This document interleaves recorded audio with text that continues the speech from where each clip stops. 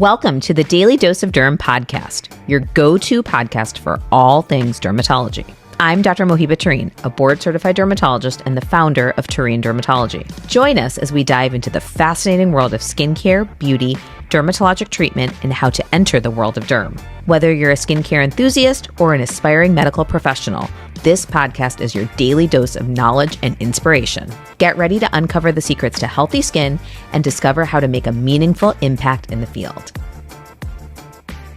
Hello, welcome back everyone. This is the Daily Dose of Derm. I'm your host, Shihab Adam. Today I am here with Bobby Wise. He is the Associate Director of Graduate Admissions over at St. Kate's University. Today's episode and focus is just going to be preparing and applying for physician assistant school. So that's what Bobby's here to help us out with today. Bobby, thank you so much for being here. Thank you so much for having me. I'm happy to be here. Yes, excited to talk PA with you. Absolutely. So the PA application, it's very, very rigorous, as it is with medical school or any sort of graduate school process. And a personal statement is kind of the main, a really big integral part of that. Yep. What are some of the elements that make a personal statement, stand out to you when it comes to the admissions process? Yeah. What are some of those things? One of the main things is going to be personality. Okay. So if you're able to make it, it's a personal statement for a reason. Yeah.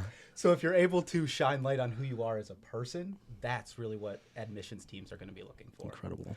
So especially with rise of things like AI, the more you're able to reference like real stories, real events, really reference your why in that personal statement, that's what can really set you apart. That's huge. They want to see, why do you want to be going into this field? Yeah, absolutely. No, that's incredible. In what ways can applicants kind of really convey their, their love for medicine, passion, their overall why? In terms of that, how do they convey that in writing? In terms of, is it storytelling? Is it telling the right types of stories on their experiences? I think you're spot on with the storytelling. Okay. So I know for St. Kate's specifically, we're really trying to give you a holistic overview. Okay. So we're going to be looking at, your academics and everything, but we're really going to be emphasizing who you are as a person. Okay. And part of the way to shine that is through the essays. Yeah. So if you're able to tell those personal stories, if you're able to tell your experiences, maybe you had a aunt who had cancer and they got good care from a PA. Yeah. Let us know that. Maybe you were going down the MD track and you shadowed a PA. Let us know why that changed your track. Yeah.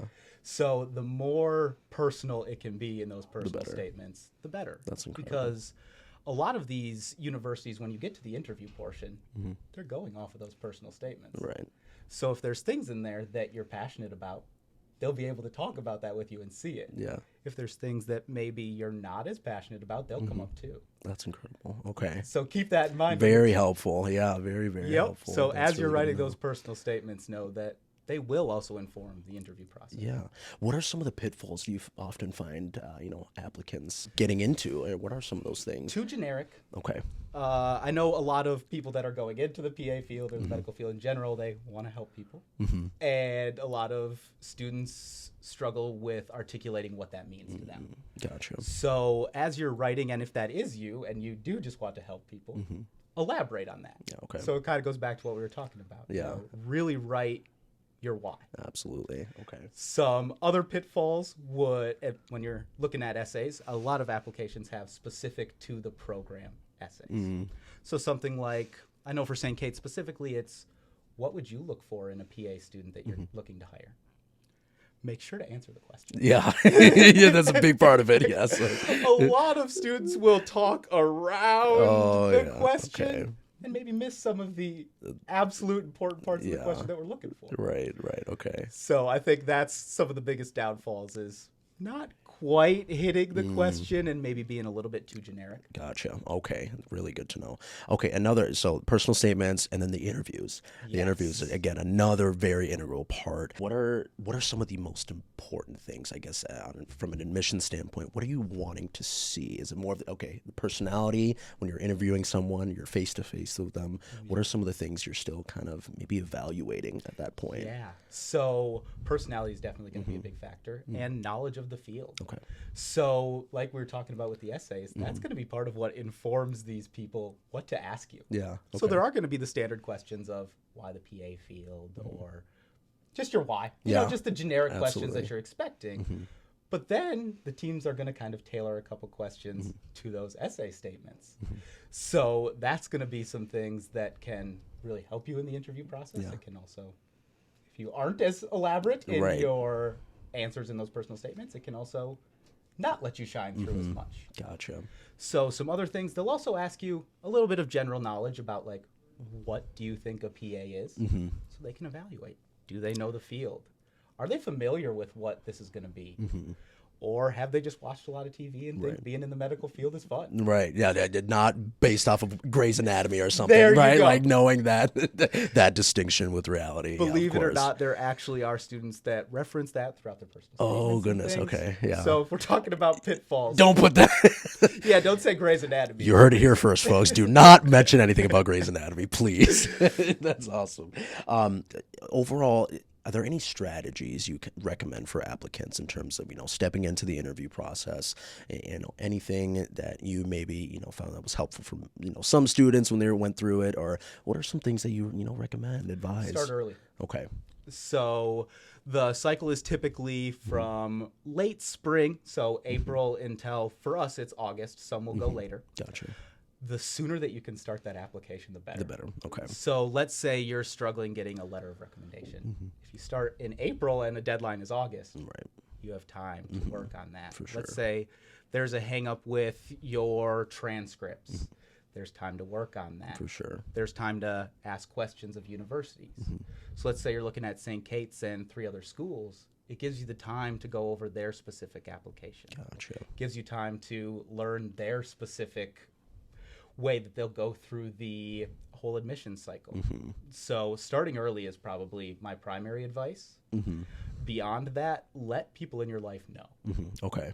Gotcha. So if you're looking for people like letters of recommendation, or if you're looking for advice on your personal statement, let people in your world know early. So that they can give you that help. Absolutely. Going back to just overall insights in terms of like the types of questions that you may ask, are there any kind of typical generic type of questions applicants can expect within the interview process? Why PA? That's Okay. for sure. That's gonna been be the biggest one. Okay. Why PA? right. It's going to be generic, and it's going to set you up to go in whichever direction you want. Gotcha. So that's going to be part of what to expect Okay. is more open-ended questions that allow you to steer them how you feel fit. So they're going to ask things like why PA, or name some experiences that have helped you in the medical field and why those were impactful. Right. They'll have you talk about your undergrad and how that went and what classes you enjoyed and what you didn't. So I think one thing to note is there is going to be a high level of professionalism, but also know that we're going to be wanting to have a personal conversation just like this. Yeah, absolutely. So That's the awesome. more that you can come in there as yourself, Yeah. as the person you are day to day. We know you'll be nervous, and that's common. But if you can still come in and be genuine, that's going to be That's the really, biggest thing. That's amazing. That's amazing. You mentioned letters of recommendation earlier, and so Yes. I feel like maybe a lot of applicants may have misconceptions about what's really important for their application and things like that. How important are letters of recommendation? Are they a huge part of it? Are they? They're a good validating source. So let's say we go through your application and we see a lot of good things that we're excited about. We have these letters of recommendation to go back to and see what they had to say too.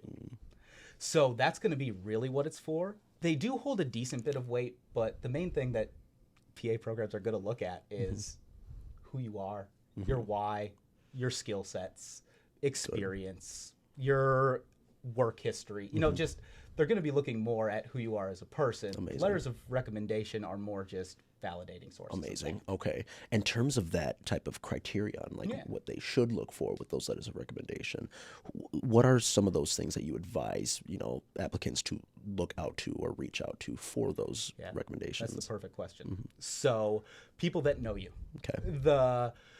One of the downfalls or the pitfalls that we do see with letters of recommendation will be somebody that, let's say you shadowed here for 30 hours. Yeah, you got some good experience, I'm sure. And let's say you worked somewhere else for 700 hours. Little bit different. A little bit different there, So let's say you have a letter that was somebody you shadowed and somebody that you worked a full-time job for a year. Yeah. So it's definitely going to be this one that we're going to be looking at more. Absolutely. You know, so I see a lot of students ask me, like, should it be a PA? Should it be an MD? Will I be docked if it's a CNA or someone in nursing or occupational therapy? And mainly what it boils down to is, do they know you? And have they worked with you in some sort of profession that is healthcare? Absolutely. So duration of how long they've known you and the depth. Incredible. Okay. So supervisors are great. People that you've directly shadowed, if you did it for a long period of time, that's great. Bosses, managers, academic advisors, professors that you were with for multiple courses.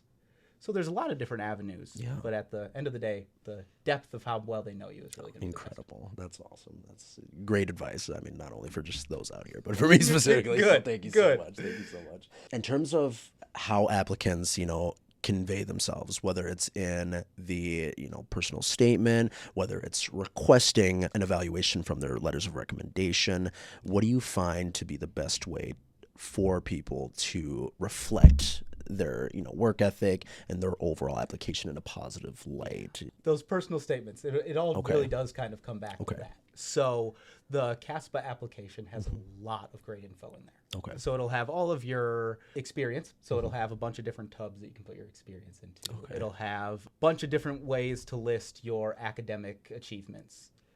But all of those, it starts to just be kind of numbers. Yeah. So you got an A here, you did 200 hours here, 300 hours there. Those personal statements are what's really going to bring all of that to life. Yeah. So I know that's kind of what we keep coming back yeah. to.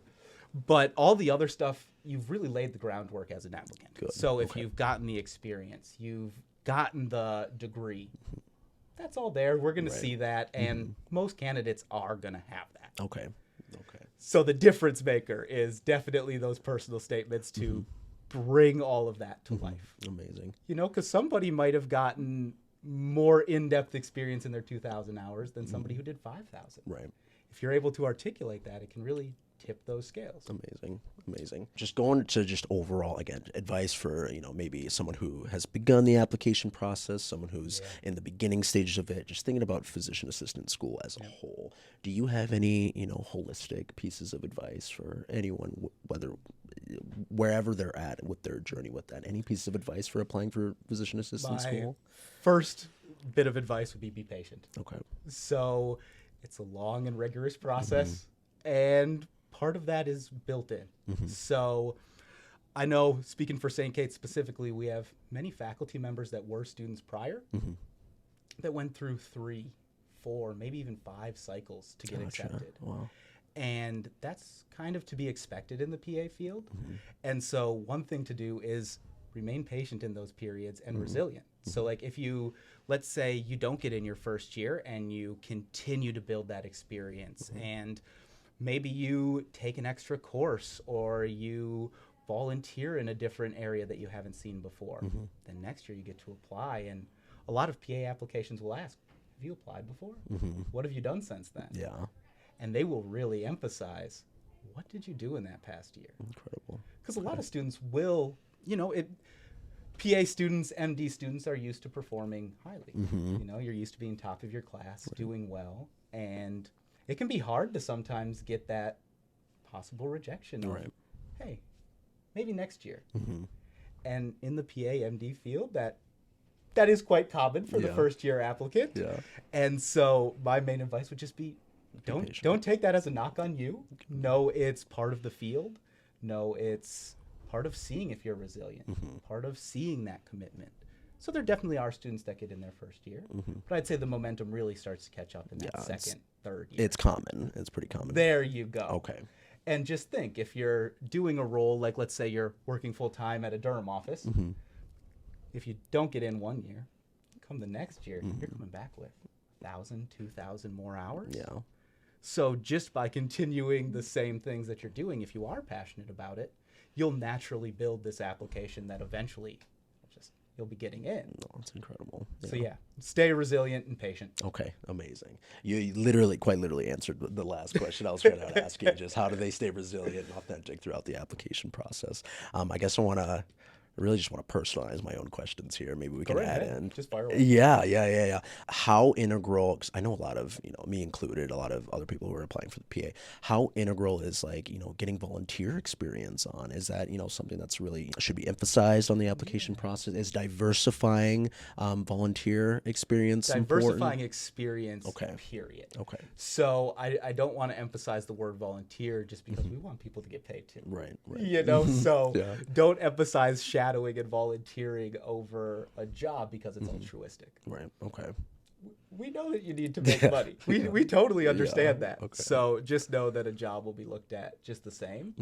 And yeah, that diversity of experience and consistency of experience. So if you find something that is what really calls to you, and you end up staying there for 3-4 years before you apply or before you start a program, that also can hold a lot of weight. That's incredible. That's awesome. How did you, were you chosen to, be on the board of graduate admissions? Is it a job you applied for? Good How question. was your journey? So my journey's a little bit unique. Yeah.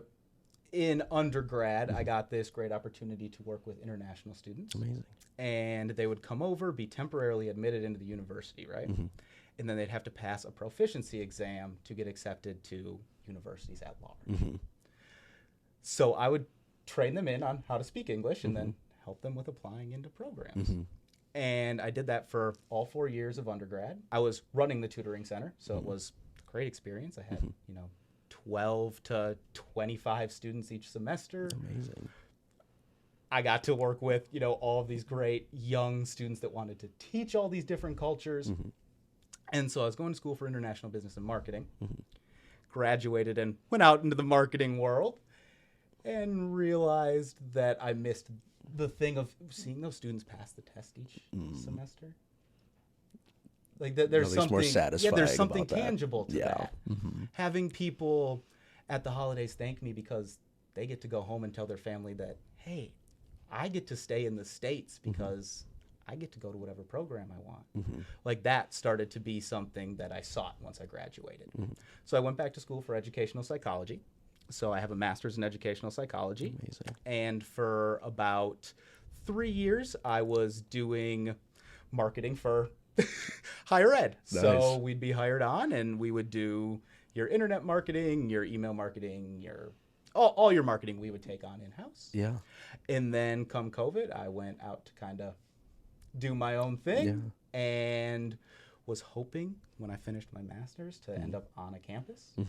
And St. Kate's is one that it's got a unique mission that not all universities have. Yeah. So as I was interviewing at different campuses around the Twin Cities, that really called to me. What is the mission, if you don't mind sharing that with us? So their mission has been to really put women in positions of power. Amazing. So they're searching for, I want to say it's their 8th or their 9th president right now. Incredible. Every single one's been female. Amazing. And they're co-ed for grad school and everything course, like that. yeah, and yeah. we accept everybody. Yeah. But that was something that really called to me. And their mission to give back in the healthcare field. Amazing. So they were actually founded back in 1905 to bring women into healthcare. So this was a time when women were kind of just getting MRS degrees at most universities, and they weren't being emphasized as their own entity, their own person, their own person with their own experiences. So St. Kate's really wanted to give that to them. Absolutely. And they have not left that mission yet. So there's so many opportunities to give back on campus and throughout the program. So if we're talking PA, we actually have like a smart clinic that's fully set up through St. Mary's. And it gets us funding to do a clinic for those that are underinsured or uninsurable. So because of that, 3, maybe 4 days a month, students like yourself, if you were a PA student, are able to, on campus, see people from the community that aren't able to get help anywhere else. Wow, that's huge. Yeah, that's amazing. So right there on campus, you're doing the mission. So you'd be in there helping, you'd be hands-on with a patient, and then down the hall is your professors. Right. Also in the same room is going to be OT faculty, OT students, PT faculty. We really emphasize healthcare as a whole. Yeah. to live out that mission. Right. Yeah. So when you're looking at a lot of schools, especially if you're looking at like MD or any health sciences, a lot of them place a huge emphasis on research, and that's a lot what keeps universities running. Yeah. St. Kate's really emphasizes the teaching sides of things. So coming to us, it's going to be a teaching universities with the goal of teaching you in the healthcare field to go out and live that mission. Amazing. That's amazing. That's such an incredible resource for especially those that need it. I mean, oh my gosh. I want to go a little bit miscellaneous, and Go right ahead. I feel that most people, and especially, PA applicants who are going into the field, don't really know how PAs really started out in the States. I validate whether my knowledge of it is right or not, but I understand it was really, after Vietnam or during Vietnam is when, physician assistants was really needed. Exactly. Just because, more medical providers were needed and things such as that. Do you know a little bit more about the history of just, PAs becoming, holistically part of the healthcare organization, I know a little bit more of the more recent history. Okay. So I know over the past about 10 years. So I did one of my big accounts for my previous role was working with a medical school. And in that, you started to see more students were becoming aware of this role, physician assistant. And healthcare right now is all kind of restructuring a little bit. So healthcare is an industry that was real hierarchical. So it'd be the doctor at the top, and then everybody just kind of stepped in order. They're really trying to revamp it now to be a little bit more everybody's on an even playing field. So the doctor's asking questions to the PA and the nurse to the PA, and everybody's a resource. Right. So I can say that PAs, they did come into the field to kind of fill a gap. I guess more with your personal experience, are there any, students you ended up being there for their admission process? You're able to kind of see and observe their progress as a whole. Do you ever get to kind of like see what students like ended up where, and do you ever like follow up with them? Get to a little bit, yes. Yes, and part of it is like, as in my old role, I was not fully with universities. Okay. So I wouldn't always get to see the full end. Oh, okay. Gotcha. Where I'm at now, that's part of why I wanted to be on campus. Incredible. Because you get to see that, because, it'll take 3 years for you to get through a PA program. Right. So I'll be talking with you about a year and a half prior. Yeah. So it's about a 4.5, maybe 5-year relationship. But to go from, hey, I'm interested in St. Kate's to now I'm graduated. Right. So I have students now that are from my previous role in residencies for med school, and that's a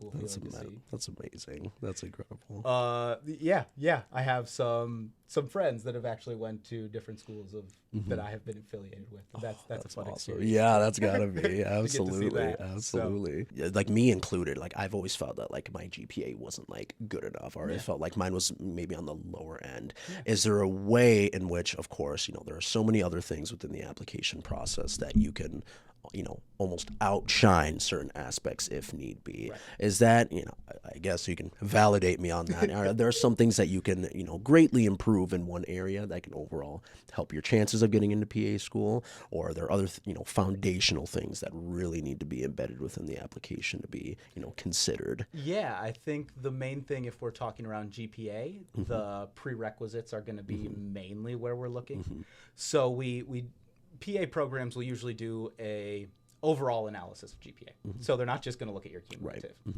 They're going to look at your last 45, maybe even your last 60, and compare those to the first. Gotcha. They're going to look at your prereq GPA versus your cum GPA. They're going to look at those 300, 400 level courses versus those 100 level courses. So if you're looking to kind of fix that area of your application, the best place to focus would be prereqs. And if you're looking to shine elsewhere, mentioning something in your personal statements. So I think that's kind of what we were talking about earlier. If you're really able to make those personal like they're supposed to be. Right. So if you're able to, let's say you just really struggled in, physiology maybe gave you a hang up, and you were going through, you had COVID at that time too. Let us know in your personal statement. Give us some justification. Give us some reasoning. Give us a way to get to know you. Right. So, yeah, I think we're going to look at everybody holistically. So everything's going to matter. The more you're able to shine light on things through your statements that we can talk to you about in your interviews, that's going to be the real big deal. Amazing. Say an applicant realizes that, they can improve on one prerequisite. Maybe they're considering, taking an online course to fulfill a prerequisite, or feeling that they needed to improve on a grade from a prerequisite. If they're in the middle of the application process and, they decide they want to take an online course at the same time, is that something PA schools will consider in terms of, accepting that prerequisite? If something's in progress, is that something that they'll consider essentially? Yep. So it is taken into consideration that it is in progress, so they can't make a final decision. Gotcha. So yeah, it is good to, if there is, like, let's say let's use that physiology example. So let's say you got a C+ in that, and you want to improve on that, and you're not going to be able to do that prior to the full application cycle. So let's say you're going to take it in the fall term, and that's when applications are being reviewed. Mention it on your application. Gotcha. Let them know, hey, it's that self-awareness piece of saying, hey, I know I didn't do as well as I could have in this course, and I am retaking it. I don't have that grade for you guys yet, but just know that I see it already. Gotcha. So yeah, so much of it is just being self-aware throughout the process. Amazing. Incredible. So if there's good experiences, bad experiences, good grades, bad grades, shine light on them. Incredible. That's all I had. Thank you so much. Yeah, thank you so much for your advice, your love, and all of your knowledge that you have on this field. My name is Shiab Adam, and this is the Daily Dose of Durham.